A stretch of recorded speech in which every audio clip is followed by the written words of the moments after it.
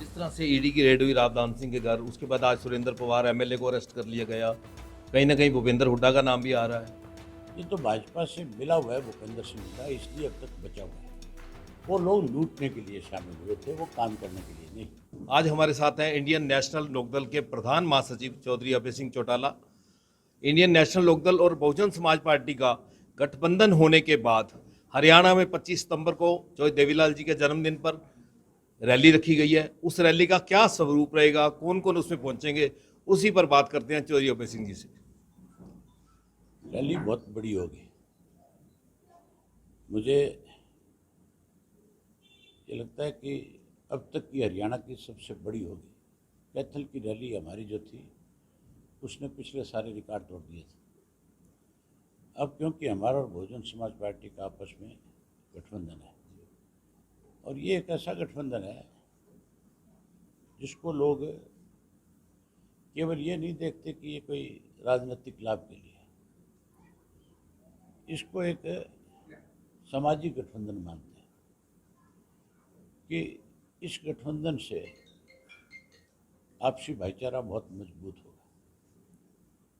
भाजपा और कांग्रेस दोनों ने गरीब आदमी का शोषण किया, गरीब आदमी का वोट तो लिया, उसको सत्ता में हिस्सेदारी नहीं दी, और ना ही उसको कभी उन्होंने राजनीतिक तौर पे उभरने दिया। बाबा साहब अम्बेडकर से लेकर के अब तक कांग्रेस की भी यही पॉलिसी रही और भाजपा की भी यही पॉलिसी। भाजपा तो सत्ता में काबिज होने के लिए जात पात का बहुत बड़ा सहारा लेती है। हमने हमेशा 36 जात के लोगों को राजनीतिक तौर पे मजबूती प्रदान करी है। अब गरीब आदमी जो है, जो शेड्यूल कास्ट से जुड़ा हुआ है, जो बैकवर्ड का है, अब उसको इस बात को लेकर के एक भरोसा है कि आने वाली सरकार में तुम्हारा बहुत बड़ा योगदान भी होगा और बहुत बड़ी अहमियत भी तुम्हारी होगी। हर हालत में हम सत्ता में आएंगे।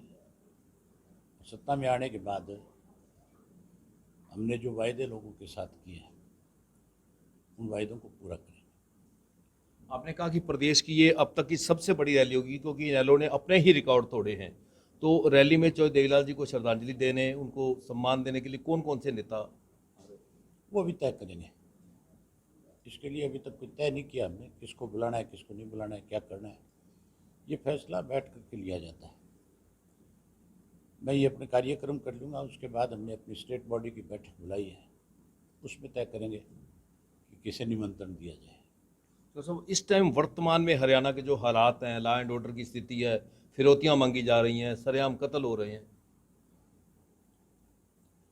ये जो जिस तरह से आज कानून व्यवस्था खत्म हुई है, इसके लिए पूर्ण रूप से सरकार जिम्मेवार है।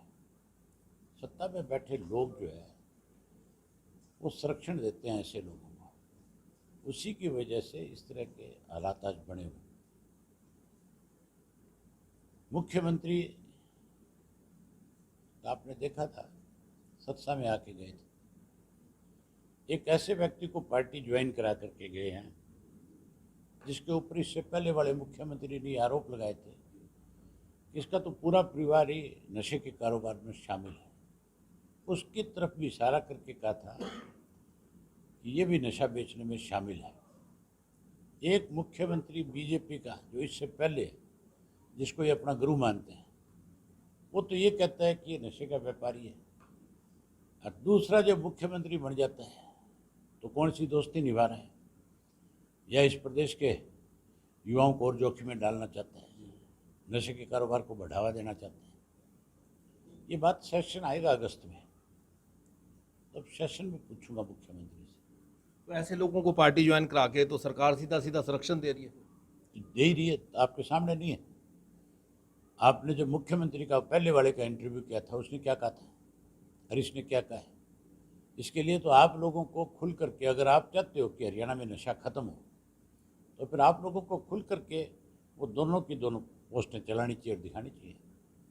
जिस तरह से ईडी की रेड हुई रावदान सिंह के घर, उसके बाद आज सुरेंद्र पवार एमएलए को अरेस्ट कर लिया गया। कहीं ना कहीं भूपेंद्र हुड्डा का नाम भी आ रहा है। हुड्डा के खिलाफ हमने 400 पेज की एक चार्जशीट दी थी, 10 साल पहले दी थी। अगर उस पर कार्रवाई की होती भाजपा की तो ये लोग तो अब से कभी के पहले जेल की सलाखों के पीछे चले जाते। ये तो भाजपा से मिला हुआ है भूपेंद्र सिंह हुड्डा, इसलिए अब तक बचा हुआ है। भाजपा के बी टीम के रूप में काम करता है। सीधे उदाहरण है राज्यसभा के चुनाव। सुभाष चंद्रा राज्यसभा का चुनाव लड़ रहा था, तब भूपेंद्र सिंह हुड्डा अपना बैलेट पेपर खाली छोड़ कर गया। क्यों भाई? जब उसकी आला कमान ने यह कहा था कि आर के आनंद के पक्ष में डोलना है, वोट डालना है, तो 14 वोट पेन की शाही बदल करके कैंसिल क्यों कराए? फिर बीजेपी ने, जब बीजेपी के पास बहुमत नहीं था एमपी बनाने के लिए, इंडियन नेशनल लोकदल पार्टी और कांग्रेस के मिलकर के हम 37 थे, तब चंद्रा खड़ा किया था। तब क्लियर कट था वे नहीं जीतेगा अगर ये वोट इकट्ठे पे डालेंगे तो। और जब इकट्ठे का फैसला हो गया था तब तो बनता भी नहीं था। हुड्डा का लड़का जब चुनाव लड़ रहा था तब तो 30 वोट थे, एक वोट इधर से उधर होना था, तब कांग्रेस ने, बीजेपी ने कैंडिडेट खड़ा नहीं किया। अब जब कांग्रेस के 31 थे तो इन्होंने एक इंडिपेंडेंट फिर खड़ा किया था, विनोद शर्मा के लड़के। तब क्यों किया? इसका मतलब हुड्डा से बातचीत करके फिर इन्होंने कैंडिडेट खड़ा किया कि भी तू किसी तरह से वोट कैंसिल करवाना। तो आपको क्या लगता है इस बार भी राज्यसभा में कोई ऐसा खेला हो सकता है? अब तो राज्यसभा में कांग्रेस तो वॉकआउट कर गई, तो भाजपा के पक्ष में अपने आप ही जाएगा। खेला कर ही रखा है, अब इसमें क्या कमी छोड़ी। इंडियन नेशनल लोकदल ने जो दवाड़ी को जिला बनाने की बात की, उसके बाद जननायक जनता पार्टी ने लेटर दिया। 4.5 साल बुलाई खा के आज इनको जिला बनाना याद आ गया। इन लोगों की बात करते हो तुम? वो 4.5 साल सत्ता में रहते हुए कुछ नहीं किया, आज लेटर जारी कर दिया। अरे तो तुम फिर वही बात करते हो। वो लोग लूटने के लिए शामिल हुए थे, वो काम करने के लिए नहीं। जिला बनेगा, इंडियन नेशनल लोकदल पार्टी बनाएगी। तो ये थे चौधरी अभय सिंह चौटाला, जिन्होंने हमारे सभी सवालों का खुलकर जवाब दिया। हरियाणा तक के लिए सिरसा से बलजीत सिंह।